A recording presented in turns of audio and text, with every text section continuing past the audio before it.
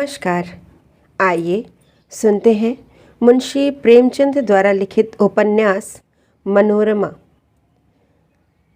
उपन्यास अच्छा लगे तो प्लीज़ लाइक, सब्सक्राइब और शेयर करना मत भूलिएगा। तो लीजिए मनोरमा उपन्यास का पहला भाग सुने। मुंशी वज्रधर सिंह का मकान बनारस में है। आप हैं तो राजपूत, पर अपने को मुंशी लिखते और कहते हैं। ठाकुर के साथ आपको गंवारपन का बोध होता है।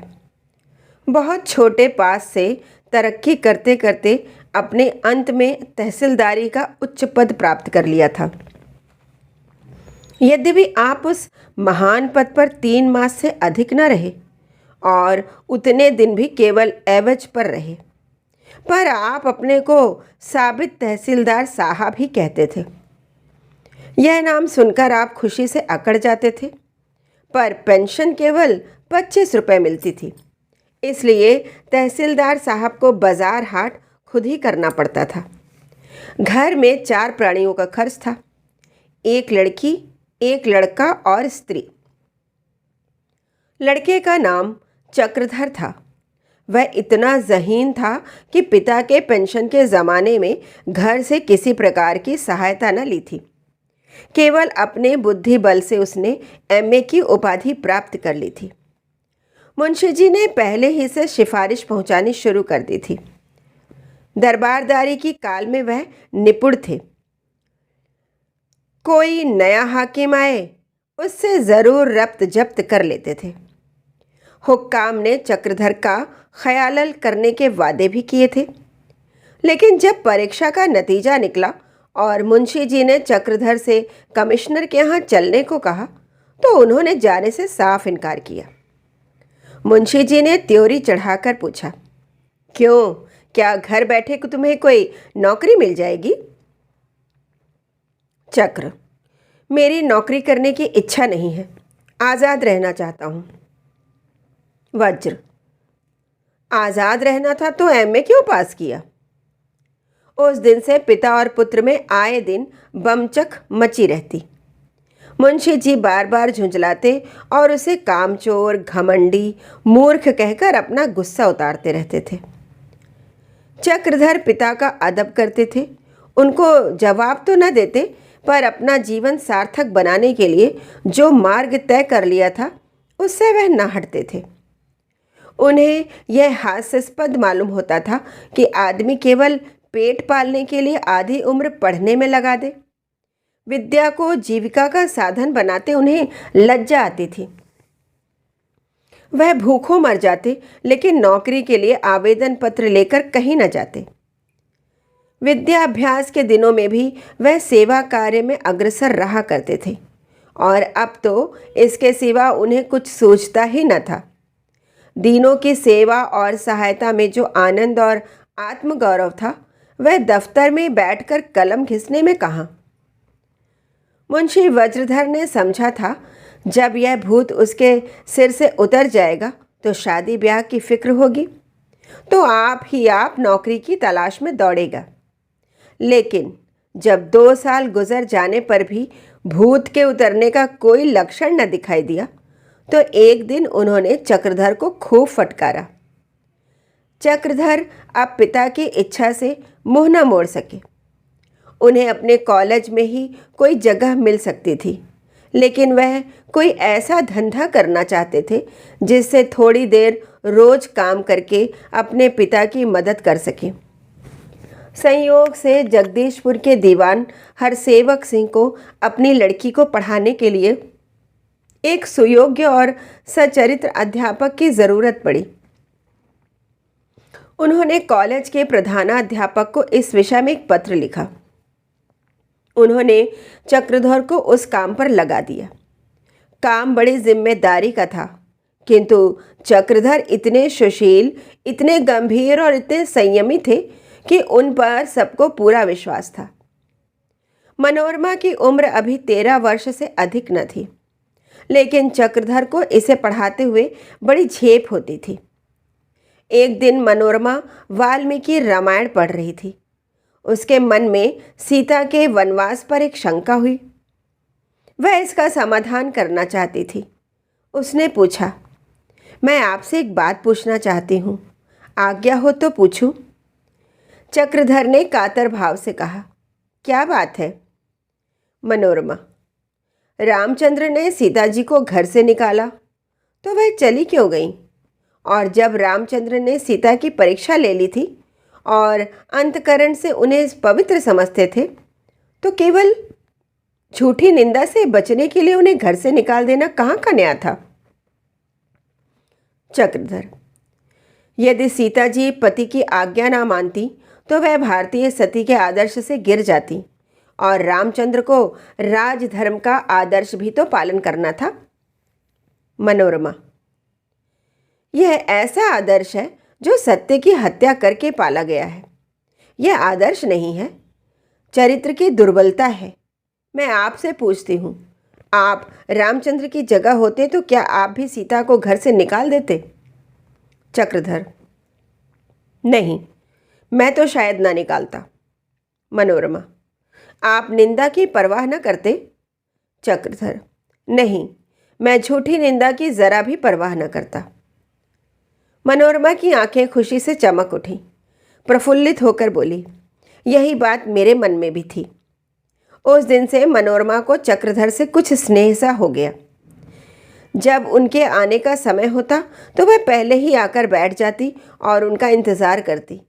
अब उसे अपने मन में भाव प्रकट करते हुए संकोच न होता। ठाकुर हरसेवक सिंह की आदत थी कि पहले 2-4 महीनों तक नौकरी का वेतन ठीक समय पर देते, पर ज्यों ज्यों नौकर पुराना होता जाता था, उन्हें उनके वेतन की याद भूलती जाती थी। चक्रधर को भी इधर 4 महीनों से कुछ न मिला था।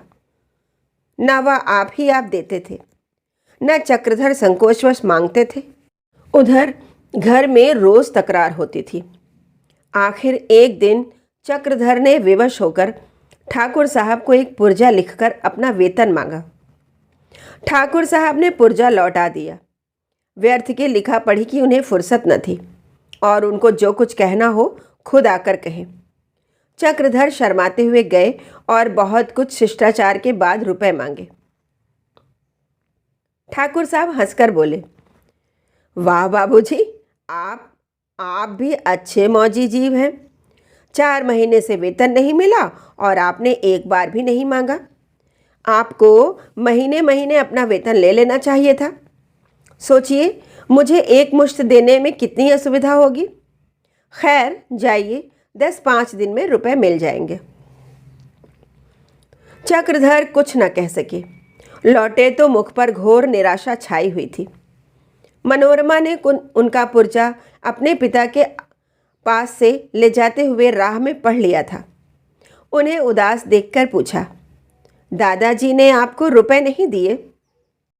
चक्रधर उसके सामने रुपए पैसे का जिक्र न करना चाहते थे। मुंह लाल हो गया, बोले, मिल जाएंगे। मनोरमा, आपको 120 रुपये चाहिए ना? चक्रधर, इस वक्त कोई ज़रूरत नहीं है। मनोरमा, ज़रूरत ना होती तो आप मांगते ही ना। देखिए, मैं जाकर। चक्रधर ने रोककर कहा, नहीं नहीं, कोई ज़रूरत नहीं। मनोरमा ने ना मानी, तुरंत घर में गई और एक क्षण में पूरे रुपए लाकर मेज पर रख दिए। वह तो पढ़ने बैठ गई, लेकिन चक्रधर के सामने यह समस्या आ पड़ी कि रुपए लूं या ना लूं।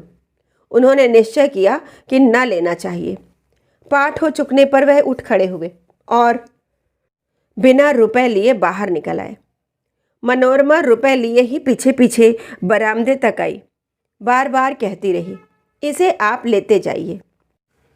पर चक्रधर ने एक न सुनी और जल्दी से बाहर निकल गए।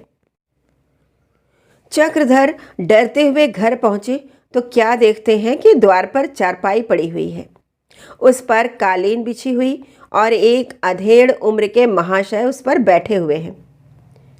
उसके सामने ही एक कुर्सी पर मुंशी वज्रधर बैठे फर्शी पी रहे थे और नाई खड़ा पंखा झल रहा था। अनुमान से वह ताड़ गए कि महाशय वर की खोज में आए हैं। निश्चय करने के लिए घर में जाकर माता से पूछा तो अनुमान सच्चा निकला। बोले, दादाजी ने इनसे क्या कहा? निर्मला ने मुस्कुराकर कहा। नानी क्यों मरी जाती है? क्या जन्म भर कुंवारे ही रहोगे? जाओ बाहर बैठो, तुम्हारी तो बड़ी देर से जुहाई हो रही है। चक्रधर, ये हैं कौन? निर्मला, आगरे की कोई वकील हैं, मुंशी यशोदानंदन। चक्रधर, मैं तो घूमने जाता हूँ, जब यह यमदूत चला जाएगा तो आऊँगा। निर्मला, वाह रे शर्मीले, तेरा सा लड़का तो देखा ही नहीं। आ ज़रा सिर में तेल डाल दूँ, बाल न जाने कैसे बिखरे हुए हैं। साफ कपड़े पहनकर ज़रा देर के लिए बाहर जाकर बैठ। इतने में मुंशी जी ने पुकारा, नन्हे क्या कर रहे हो? ज़रा यहाँ तो आओ। चक्रधर के रहे सहे होश भी उड़ गए। बोले, जाता तो हूँ, लेकिन कह देता हूँ, मैं यह जुआ गले में न डालूँगा। जीवन में मनुष्य का यही काम नहीं कि विवाह कर ले, बच्चे का बाप बन जाए और कोख के बैल की तरह आंखों पर पट्टी बांधकर गृहस्थी में जुट जाए। चक्रधर बाहर आए तो मुंशी यशोदानंदन ने खड़े होकर उन्हें छाती से लगा दिया और कुर्सी पर बैठाते हुए बोले, अब की सरस्वती में आपका लेख देखकर चित्त बहुत प्रसन्न हुआ। इस वैमनस्य को मिटाने के लिए आपने जो उपाय बताए हैं वे बहुत ही विचारपूर्ण हैं।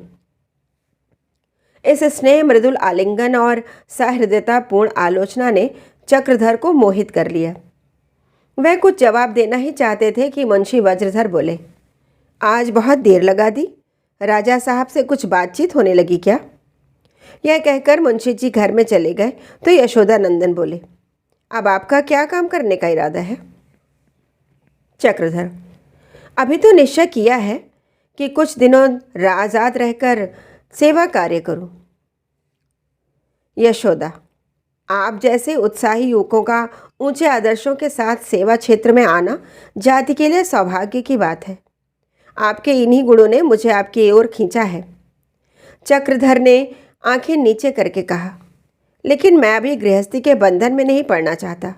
मेरा विचार है कि गृहस्थी में फंसकर कोई तन मन से सेवा कार्य नहीं कर सकता। यशोदा, मैं समझता हूँ कि यदि स्त्री और पुरुष के विचार और आदर्श एक से हों तो स्त्री पुरुष के कामों में बाधक होने के बदले सहायक हो सकती है। मेरी पुत्री का स्वभाव, विचार, सिद्धांत सभी आपसे मिलते हैं और मुझे पूरा विश्वास है कि आप दोनों एक साथ रहकर सुखी होंगे। सेवा कार्य में वह हमेशा आपसे एक कदम आगे रहेगी। अंग्रेज़ी, हिंदी, उर्दू, संस्कृत पढ़ी हुई है, घर के कामों में कुशल है। रही शक्ल सूरत, वह भी आपको इस तस्वीर से मालूम हो जाएगी। यशोदानंदन तस्वीर चक्रधर के सामने रखते हुए बोले, स्त्री में कितने गुण हों, लेकिन यदि उसकी सूरत पुरुष को पसंद ना आए तो वह उसकी नज़रों में गिर जाती है और उनका दाम्पत्य जीवन दुखमय हो जाता है। मैं तो यहाँ तक कहता हूँ कि वर और कन्या में 2-4 बार मुलाकात भी हो जानी चाहिए। कन्या के लिए तो यह अनिवार्य है। पुरुष को स्त्री पसंद ना आए तो वह और शादियाँ कर सकता है। स्त्री को पुरुष पसंद आया तो उसकी सारी उम्र रोते ही गुजरेगी। चक्रधर के पेट में चूहे दौड़ने लगे कि तस्वीर क्यों कर ध्यान से देखूं। वहाँ देखते शर्म आती थी। मेहमान को अकेला छोड़कर घर में न जाते बनता था। कई मिनट तक तो सब्र किए बैठे रहे, लेकिन न रहा गया। पान की तस्करी और तस्वीर लिए घर में चले आए। अपने कमरे में आकर उन्होंने उत्सुकता से चित्र पर आंखें जमा दी। उन्हें ऐसा मालूम हुआ मानो चित्र में लज्जा से आंखें नीची कर ली हैं, मानो उनसे कुछ कह रही है। उन्होंने तस्वीर उल्टी रखकर और चाहा कि बाहर चला जाऊं, लेकिन दिल न माना। फिर तस्वीर उठा ली और देखने लगे। आंखों को तृप्ति ही न होती थी। चित्र हाथ में लिए वह भावी जीवन के मधुर स्वप्न देखने लगे। यह ध्यान ही न रहा कि मुंशी यशोदानंदन बाहर अकेले बैठे हुए हैं। अपना व्रत भूल गए, सेवा सिद्धांत भूल गए, आदर्श भूल गए। भूत और भविष्य वर्तमान में लीन हो, ये केवल एक ही सत्य था और वह चित्र की मधुर कल्पना थी। सहसा तबले की थाप ने उनकी समाधि भंग की। बाहर संगीत समाज जमा था। मुंशी वज्रधर को गाने बजाने का शौक था। गला तो रसीला न था, पर ताल स्वर के ज्ञाता थे। बाहर आए तो मुझे जी ने ध्रुपद की एक तान छेड़ दी। पंचम स्वर था। आवाज़ फटी हुई सांस उखड़ जाती थी। बार बार खांस कर साफ करते थे। लोच का नाम न था। कभी कभी बेसुरे भी हो जाते थे, पर साजिंदे वाह वाह की धूम मचाए हुए थे। आधी रात के करीब का गाना बंद हुआ। लोगों ने भोजन किया। जब मुंशी यशोदानंदन बाहर आकर बैठे तो वज्रधर ने पूछा, आपसे कुछ बातचीत हुई? यशोदा, जी हाँ हुई, लेकिन नहीं खुले। वज्रधर, विवाह के नाम से चिढ़ता है। यशोदा, अब शायद राजी हो जाएं। प्रातःकाल यशोदानंदन ने चक्रधर से पूछा, क्यों बेटा, एक दिन के लिए मेरे साथ आगरा चलोगे? चक्रधर, मुझे तो आप इस जंजाल में न फंसाएं तो बहुत अच्छा हो। यशोदा, तुम्हें जंजाल में नहीं फंसाता बेटा, तुम्हें ऐसा सच्चा सहायक मित्र दे रहा हूँ जो तुम्हारे उद्देश्यों को पूरा करना अपने जीवन का मुख्य कर्तव्य समझेगी। वह तो मैं मन से आपको अपना दामाद बना चुका हूँ, पर अहिल्या की अनुमति ले लेनी आवश्यक समझता हूँ। आप भी शायद यह प्रसन्न न करें कि मैं इस विषय में स्वेच्छा से काम लूँ। चक्रधर बड़े संकट में पड़े। सिद्धांत रूप में वह विवाह के विषय में स्त्रियों को पूरी स्वाधीनता देने के पक्ष में थे, पर इस समय आगरा जाते उन्हें बड़ा संकोच हो रहा था। यशोदानंदन ने कहा, मैं आपके मनोभावों को समझ रहा हूँ, पर अहिल्या उन चंचल लड़कियों में नहीं है जिसके सामने जाते हुए आपको शर्माना पड़े। आप उसकी सरलता देखकर प्रसन्न होंगे। मैं तो उसी को लाकर 2-3 दिन के लिए यहाँ ठहरा सकता हूँ, पर शायद आपके घर के लोग ये पसंद ना करें। चक्रधर ने सोचा, अगर मैंने और ज़्यादा टाल मटोल की तो कहीं सचमुच अहिल्या को यहाँ ना पहुँचा दे। बोले, जी नहीं, मुनासिब नहीं मालूम होता, मैं चला चलूँगा। घर में निर्मला तो खुशी से राजी हो गई। हाँ, मुंशी वज्रधर को कुछ संकोच हुआ, लेकिन यह समझकर कि महाशय लड़के पर लट्टू हो रहे हैं, कोई अच्छी रकम दे मरेंगे, उन्होंने भी कोई आपत्ति न की। अब केवल ठाकुर हरसेवक सिंह को सूचना देनी थी। जब चक्रधर पहुँचे तो ठाकुर साहब अपनी प्राणेश्वरी लौंगी से कुछ बातें कर रहे थे। मनोरमा की माता का देहांत हो चुका था। लौंगी उस वक्त लौंडी थी। उसने इतनी कुशलता से घर संभाला कि ठाकुर साहब उस पर रीझ गए और गृहिणी के रिक्त स्थान पर अभिषिक्त कर दिया। लौंगी सरल हृदय, सदैव हंसमुख, सहनशील स्त्री थी, जिसने सारे घर को वशीभूत कर लिया था। यह उसी की सज्जनता थी जो नौकरों को वेतन न मिलने पर भी जाने न देती थी। मनोरमा पर तो प्राण देती थी। ईर्ष्या, क्रोध, मत्सर उसे छू भी न गया था। वह उदार न थी, पर कृपण न थी। ठाकुर साहब कभी कभी उस पर बिगड़ भी जाते थे, मारने दौड़ते थे। 2-1 बार मारा भी था, पर उसके माथे पर ज़रा भी बल न आता था। ठाकुर साहब का सिर भी दुखे तो उसकी जान निकल जाती थी। उसकी स्नेहमयी सेवा ही थी जिसने ऐसे हिंसक जीव को जकड़ रखा था। इस वक्त भी दोनों प्राणियों में कोई बहस हुई थी। ठाकुर साहब झुंझलाकर बोल रहे थे और लौंगी अपराधियों की भांति से झुकाए खड़ी थी कि मनोरमा ने आकर कहा, बाबूजी आए हुए हैं, आपसे कुछ कहना चाहते हैं। ठाकुर साहब की भौहें तन गईं। बोले, कहना क्या चाहते होंगे? रुपए मांगने आए होंगे। अच्छा, जाकर कह दो कि आते हैं, बैठिए। लौंगी, इनके रुपए दे क्यों नहीं देते? बेचारे गरीब आदमी हैं, संकोच के मारे नहीं मांगते। कई महीने तो चढ़ गए। यह कहकर लौंगी गई और रुपए लाकर ठाकुर साहब से बोली, लो दे आओ, सुन लेना, शायद कुछ कहना भी चाहते हो। ठाकुर साहब ने मन जलाकर रुपए उठा लिए और वहाँ से चले, लेकिन रास्ते में क्रोध शांत हो गया। चक्रधर के पास पहुँचे तो विनय के देवता बने हुए थे। चक्रधर, आपको कष्ट देने आया हूँ। ठाकुर, नहीं नहीं, मुझे कोई कष्ट नहीं हुआ, यह लीजिए आपके रुपए। चक्रधर, मैं इस वक्त एक दूसरे ही काम से आया हूँ। मुझे एक काम से आगरा जाना है, शायद 2-3 दिन लगेंगे, इसके लिए क्षमा चाहता हूँ। ठाकुर, हाँ हाँ, शौक से जाइए, मुझसे पूछने की ज़रूरत न थी। ठाकुर साहब अंदर चले गए तो मनोरमा ने पूछा, आप आगरे क्या करने जा रहे हैं? चक्रधर, एक ज़रूरत से जाता हूँ। मनोरमा, कोई बीमार है क्या? चक्रधर, नहीं, बीमारी कोई नहीं है। मनोरमा, फिर क्या काम है? बताते क्यों नहीं? जब तक ना बताइएगा मैं ना जाने दूंगी।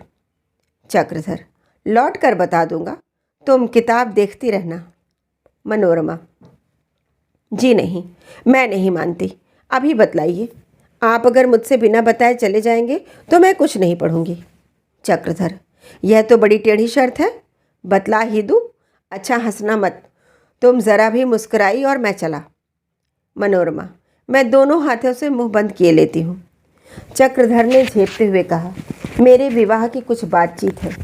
मेरी तो इच्छा नहीं है, पर एक महाशय ज़बरदस्ती खींचे लिए जाते हैं। यह कहकर चक्रधर उठ खड़े हुए। मनोरमा भी उनके साथ साथ आई। जब बरामदे से नीचे उतरे तो प्रणाम किया और तुरंत कमरे में लौट आई। उसकी आंखें डबडबाई हुई थी और बार बार रुलाई आती थी, मानो चक्रधर किसी दूर देश जा रहे हों। संध्या समय जब रेलगाड़ी बनारस से चली तो यशोदा नंदन ने चक्रधर से कहा, मैंने अहिल्या के विषय में आपसे झूठी बातें कही हैं। वह वास्तव में मेरी लड़की नहीं है। उसके माता पिता का हमें कुछ पता नहीं। चक्रधर ने बड़ी बड़ी आंखें करके कहा, तो फिर आपके यहाँ कैसे आई? यशोदा, विचित्र कथा है। 15 वर्ष हुए, एक बार सूर्य ग्रहण लगा था। हमारी एक सेवा समिति थी। हम लोग उसी स्नान के अवसर पर यात्रियों की सेवा करने प्रयाग आए थे। वहीं हमें यह लड़की नाली में पड़ी रोती मिली। बहुत खोज की, पर उसके माँ बाप का पता न लगा। विवश होकर उसे साथ लेते गए।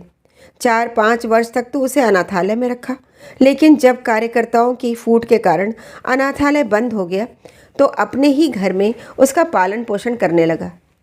जन्म से ना हो, पर संस्कारों से वह हमारी लड़की है। उसके कुलीन होने में भी संदेह नहीं। मैंने आपसे सारा वृतांत कह दिया। अब आपको अख्तियार है उसे अपनाएं या त्यागें।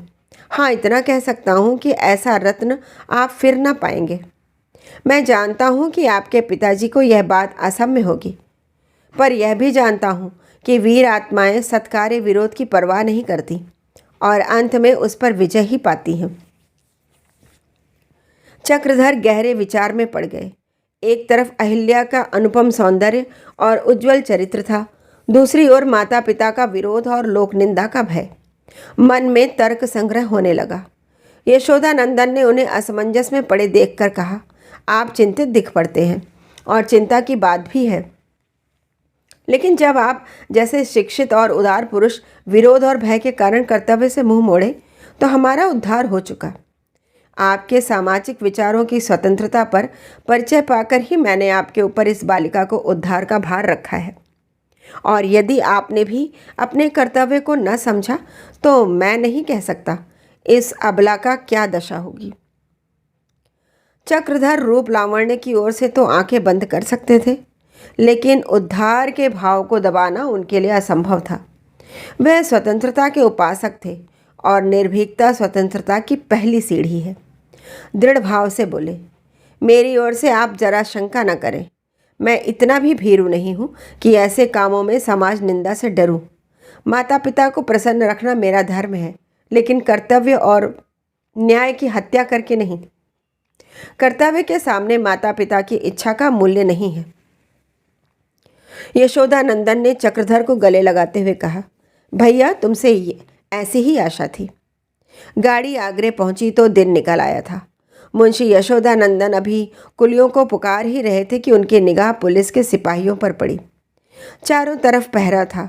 उन्होंने थानेदार से पूछा, क्यों साहब, आज सख्ती क्यों है? थानेदार, आप लोगों ने जो कांटे बोए हैं उन्हीं का फल है। शहर में फसाद हो गया है। इतने में समिति का एक सेवक दौड़ता हुआ आ पहुंचा। यशोदा नंदन आगे बढ़कर उससे पूछे, क्यों राधा मोहन, यह क्या मामला हो गया? राधा, जिस दिन आप गए उसी दिन पंजाब से मौलवी दीन मोहम्मद साहब का आगमन हुआ। तभी तो मुसलमानों को कुर्बानी की धुन सवार है। इधर हिंदुओं को भी जिद है कि चाहे खून की नदी बह जाए पर कुर्बानी न होने पाएगी। दोनों तरफ से तैयारियां हो रही हैं। हम लोग तो समझाकर हार गए। यशोदा नंदन ने पूछा, ख्वाजा मोहम्मद कुछ न बोले? राधा, उन्हीं के द्वार पर तो कुर्बानी होने जा रही है। यशोदा, ख्वाजा महमूद के द्वार पर कुर्बानी होगी? इसके पहले या तो मेरी कुर्बानी हो जाएगी या ख्वाजा महमूद की। तांगे वाले को बुलाओ। राधा, बहुत अच्छी होगी, आप इस समय यहीं ठहर जाएं। यशोदा, वाह वाह, शहर में आग लगी हुई है और तुम कहती हो कि मैं यहीं ठहर जाऊं? जो औरों पर बीतेगी वही मुझ पर बीतेगी, इससे क्या भागना। तुम लोगों ने बड़ी भूल की कि मुझे पहले से सूचना न दी। तीनों आदमी तांगे पर बैठकर चले। सड़कों पर जवान चक्कर लगा रहे थे। मुसाफिरों की छड़ियाँ छीन ली जाती थीं। 2-4 आदमी भी साथ में खड़े न होने पाते थे। दुकानें सब बंद थीं। कुंजड़े भी शांत बेचते नजर आ रहे थे। हाँ, गलियों में लोग जमा होकर बातें कर रहे थे। कुछ दूर तक तीनों आदमी मौन धारण किए बैठे रहे। चक्रधर शंकित होकर इधर उधर ताक रहे थे, लेकिन यशोदानंदन के मुख पर ग्लानि का गहरा चिन्ह दिखाई दे रहा था। जब तांगा ख्वाजा महमूद के मकान के सामने पहुंचा तो हजारों आदमियों का जमाव था। यद्यपि किसी के हाथ में लाठी डंडे न थे, पर उनके मुंह जिहाद के जोश में तमतमाए हुए थे। यशोदानंदन को देखते ही कई आदमी उनकी तरफ लपके, लेकिन जब उन्होंने ज़ोर से कहा, मैं तुमसे लड़ने नहीं आया हूँ। कहाँ है ख्वाजा महमूद? मुमकिन हो तो ज़रा उन्हें बुला लो। तो लोग हट गए। ज़रा देर में एक लंबा सा आदमी गाढ़े की अचकन पहने आकर खड़ा हो गया। यही ख्वाजा महमूद थे। यशोदानंदन ने त्योरियां बदलकर कहा, क्यों ख्वाजा साहब, आपको याद है इस मोहल्ले में कभी कुर्बानी हुई है? महमूद, जी नहीं, जहाँ तक मेरा ख्याल है यहाँ कभी कुर्बानी नहीं हुई। यशोदा, तो फिर आप यहाँ कुर्बानी करने की नई रस्म क्यों निकाल रहे हैं? महमूद, इसलिए कि कुर्बानी करना हमारा हक है। अब हम आपके जज्बात का ध्यान करते थे, अपने माने हुए हक को भूल गए थे। लेकिन जब आप लोग अपने हकों के सामने हमारे जज्बातों की परवाह नहीं करते, तो कोई वजह नहीं कि हम अपने हकों के सामने आपके जज्बात की परवाह करें। यशोदा, इसके माने है कि कल आप हमारे द्वारे पर हमारे मंदिरों के सामने कुर्बानी करें और हम चुपचाप देखा करें। आप यहाँ हरगिज़ कुर्बानी नहीं कर सकते, और करेंगे तो इसकी जिम्मेदारी आपके सिर होगी। यह कहकर यशोदानंदन फिर तांगे पर बैठे। 10-5 आदमियों ने तांगे को रोकना चाहा, पर कोचवान ने घोड़ा तेज कर दिया। जब तांगा यशोदानंदन के द्वार पर पहुंचा तो वहां हजारों आदमी खड़े थे। उन्हें देखते ही चारों तरफ हलचल मच गई। लोगों ने चारों तरफ से घेर लिया। यशोदानंदन टांगे से उतर पड़े और ललकार कर बोले, भाइयों, आप जानते हैं इस मोहल्ले में आज तक कभी कुर्बानी नहीं हुई। अगर आज हम यहाँ कुर्बानी करने देंगे तो कौन कह सकता है कि कल को हमारे मंदिर के सामने गौहत्या ना होगी। कई आवाज़ एक साथ आई, हम मर मिटेंगे पर यहाँ कुर्बानी न होने देंगे। आदमियों को उत्तेजित करके यशोदानंदन आगे बढ़े और जनता महावीर और श्री रामचंद्र की जय ध्वनि से वायुमंडल को कंपायमान करती हुई उनके पीछे चली। उधर मुसलमानों ने भी डंडे संभाले।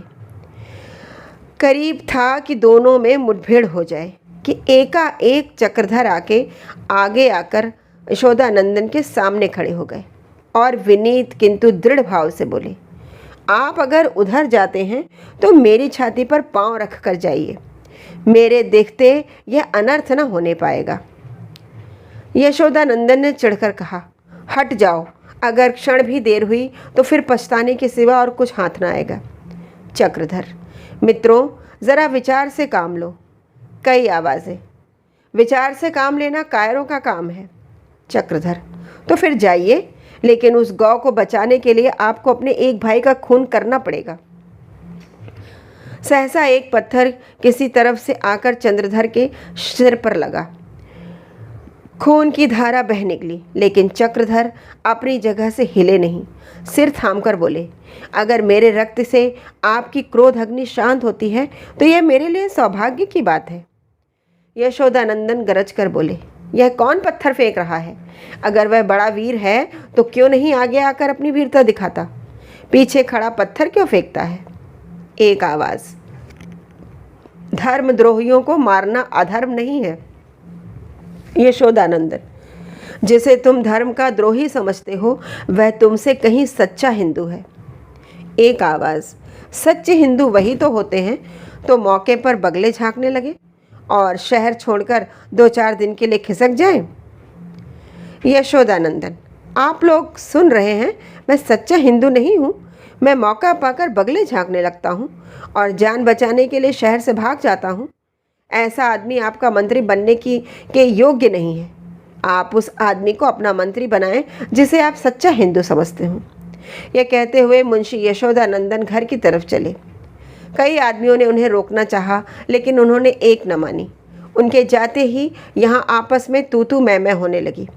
चक्रधर ने जब देखा कि इधर से अब कोई शंका नहीं है, तो वह लपक कर मुसलमानों के सामने आ पहुँचे और उच्च स्वर में बोले, हजरत, मैं अर्ज करने की इजाज़त चाहता हूँ। एक आदमी, सुनो सुनो, यही तो अभी हिंदुओं के सामने खड़ा था। चक्रधर, अगर इस गाय की कुर्बानी करना आप अपना मजहबी फ़र्ज समझते हो तो शौक़ से कीजिए, लेकिन क्या यह लाजमी है कि इसी जगह कुर्बानी की जाए? इस्लाम में हमेशा दूसरों के जज्बात का एहतराम किया है। अगर आप हिंदू जज्बात का लिहाज करके किसी दूसरी जगह कुर्बानी करें तो यकीनन इस्लाम के वक़ार में फ़र्क ना आएगा। एक मौलवी ने ज़ोर देकर कहा, ऐसी मीठी मीठी बातें हमें बहुत सुनी हैं, कुर्बानी यहीं होगी। ख्वाजा महमूद बड़े गौर से चक्रधर की बातें सुन रहे थे। मौलवी साहब की उद्दंडता पर चिढ़कर बोले, क्या शरीयत का हुक्म है कि कुर्बानी यहीं हो? किसी दूसरी जगह नहीं हो सकती? मौलवी साहब ने ख्वाजा महमूद की तरफ अविश्वास की दृष्टि से देखकर कहा, मज़हब के मामले में उल्मा के सिवा और किसी को दखल देने का मजाज नहीं है। ख्वाजा, बुरा ना मानिएगा मौलवी साहब, अगर 10 सिपाही यहाँ आकर खड़े हो जाएं तो बगले झांकने लगिएगा। मौलवी, भाइयों, आप लोग ख्वाजा साहब की ज़्यादती देख रहे हैं। आप ही फैसला कीजिए कि दोनों मामलात में उल्मा का फ़ैसला वाजिब है या उम्रा का। एक मोटे ताजे दढ़ियल आदमी ने कहा, आप बिस्मिल्लाह कीजिए, उम्रा को दीन से कोई सरोकार नहीं। यह सुनते ही एक आदमी बड़ा सा छुरा लेकर निकल पड़ा और कई आदमी गाय के सींग पकड़ने लगे। गाय अब तक तो चुपचाप खड़ी थी, छुरा देखकर छटपटाने लगी। चक्रधर यह दृश्य देखकर तिलमिला उठे। उन्होंने तेजी से लपक कर गाय की गर्दन पकड़ ली और बोले, आज इस गौ के साथ एक इंसान की भी कुर्बानी करनी पड़ेगी। सभी आदमी चकित होकर चक्रधर की ओर देखने लगे। मौलवी ने क्रोधित होकर कहा, कलाम पाक की कसम, हट जाओ वरना गज़ब हो जाएगा। चक्रधर, हो जाने दीजिए, खुदा की यही मर्ज़ी है कि आज गाय के साथ मेरी भी कुर्बानी हो। ख्वाजा, कसम खुदा की, तुम जैसा दिलेर आदमी नहीं देखा। तुम कलमा क्यों नहीं पढ़ लेते? चक्रधर, मैं खुदा का कायल हूँ, वही सारे जहान का खालिक और मालिक है, फिर और किस पर ईमान लाऊं? ख्वाजा, वल्लाह, तब तो तुम सच्चे मुसलमान हो। हमारे साथ खाने पीने से परहेज़ तो नहीं करते? चक्रधर, ज़रूर करता हूँ, उसी तरह जैसे किसी ब्राह्मण के साथ खाने से परहेज करता हूँ, अगर वह पाक साफ ना हो। ख्वाजा, काश तुम जैसा समझदार तुम्हारे और भाई भी होते, मगर यहाँ तो लोग हमें मलिच्छ कहते हैं, यहाँ तक कि हमें कुत्तों से भी नजिस समझते हैं। वल्लाह, आपसे मिलकर दिल खुश हो गया। अब कुछ कुछ उम्मीद हो रही है कि शायद दोनों कौमों में इत्तेफाक हो जाए। मैं आपको यकीन दिलाता हूँ कि कुर्बानी न होगी। ख्वाजा महमूद ने चक्रधर को गले लगाकर रुखसत किया। इधर उसी वक्त गाय की पगहिया खोल दी गई। वह जान लेकर भागी और लोग भी इस नौजवान की हिम्मत और जवामर्दी की तारीफ करते हुए चले। चक्रधर को आते देख यशोदानंदन अपने कमरे से निकल आए और उन्हें छाती से लगाते हुए बोले, भैया, आज तुम्हारा धैर्य और साहस देखकर मैं दंग रह गया। तुम्हें देखकर मुझे अपने ऊपर लज्जा आ रही है। तुमने आज हमारी लाज रख ली। उन्हें कमरे में बिठाकर यशोदानंदन घर में जाकर अपनी स्त्री बागीश्वरी से बोले, आज मेरे एक दोस्त की दावत करनी होगी, भोजन खूब दिल लगाकर बनाना। अहिल्या, आज तुम्हारी पाक परीक्षा होगी। अहिल्या, कौन आदमी था दादा जिसने मुसलमानों के हाथों गौरक्षा की? यशोदा, वही तो मेरे दोस्त हैं जिनकी दावत करने को कह रहा हूँ। यहाँ सैर करने आए हैं। अहिल्या, अम्मा ज़रा उन्हें अंदर बुला लेना तो दर्शन करेंगे। पड़ोस में डॉक्टर रहते थे। यशोदानंदन ने उन्हें बुलाकर घाव पर पट्टी बंधवा दी। धीरे धीरे सारा मोहल्ला जमा हो गया। कई श्रद्धालु जनों ने तो चक्रधर के चरण छुए। भोजन के बाद ज्यों ही लोग चौके से उठे, अहिल्या ने कमरे की सफाई की। इन कामों से फुर्सत पाकर वह एकांत में बैठकर फूलों की माला गूंथने लगी। मन में सोचती थी, ना जाने कौन है, स्वभाव कितना सरल है, लजाने में तो औरतों से भी बड़े हुए हैं, खाना खा चुके पर सिर न उठाया, देखने में ब्राह्मण मालूम होते हैं, चेहरा देखकर तो कोई नहीं कह सकता कि इतने साहसी होंगे। सहसा बागेश्वरी ने आकर कहा, बेटी दोनों आदमी आ रहे हैं, साड़ी तो बदल लो। अहिल्या करके रह गई। उसकी छाती में धड़कन होने लगी। एक क्षण में यशोदानंदन जी चक्रधर को लिए हुए कमरे में आए। बागेश्वरी और अहिल्या दोनों खड़ी हो गई। यशोदानंदन ने चक्रधर को कालीन पर बैठा दिया और खुद बाहर चले गए। बागेश्वरी पंखा झलने लगी, लेकिन अहिल्या मूर्ति की भांति खड़ी रही। चक्रधर की निगाहों से अहिल्या को देखा। ऐसा मालूम हुआ मानो कोमल स्निग्ध सुगम्य प्रकाश की लहर सी आंखों में समा गई। बागेश्वरी ने मिठाई की तश्तरी सामने रखते हुए कहा, कुछ जलपान कर लो भैया, तुमने कुछ खाना भी तो नहीं खाया। तुम जैसे वीरों को सवा सेर से कम ना खाना चाहिए। धन्य है वह माता जिसने ऐसे बालक को जन्म दिया। अहिल्या ज़रा गिलास में पानी तो ला। भैया, जब तुम मुसलमानों के सामने अकेले खड़े थे तो यह ईश्वर से तुम्हारी कुशल मना रही थी। जाने कितनी मनौतियाँ कर डाली। कहाँ है वह माला जो तूने गूंथी थी, अब पहनाती क्यों नहीं? अहिल्या ने लजाते हुए कांपते हाथों से माला चक्रधर के गले में डाल दी और आहिस्ता से बोली, क्या सिर में ज़्यादा चोट आई? चक्रधर, नहीं तो बाबूजी ने खामखा पट्टी बंधवा दी। चक्रधर मिठाइयाँ खाने लगे। इतने में मेहरी ने आकर कहा, बड़ी बहू जी, मेरे लाला को रात से खांसी आ रही है, कोई दवाई दे दो। बागेश्वरी दवा देने चली गई। अहिल्या अकेली रह गई तो चक्रधर ने उसकी ओर देखकर कहा, आपको मेरे कारण बड़ा कष्ट हुआ, मैं तो इस उपहार के योग्य न था। अहिल्या, यह उपहार नहीं, भक्त की भेंट है। बागेश्वरी ने आकर मुस्कुराते हुए कहा, भैया तुमने तो आधी मिठाइयाँ भी नहीं खाई, क्या इसे देखकर भूख प्यास बंद हो गई? यह मोहिनी है, ज़रा इससे सचेत रहना। अहिल्या, अम्मा तुम छोटे बड़े किसी का लिहाज नहीं करती।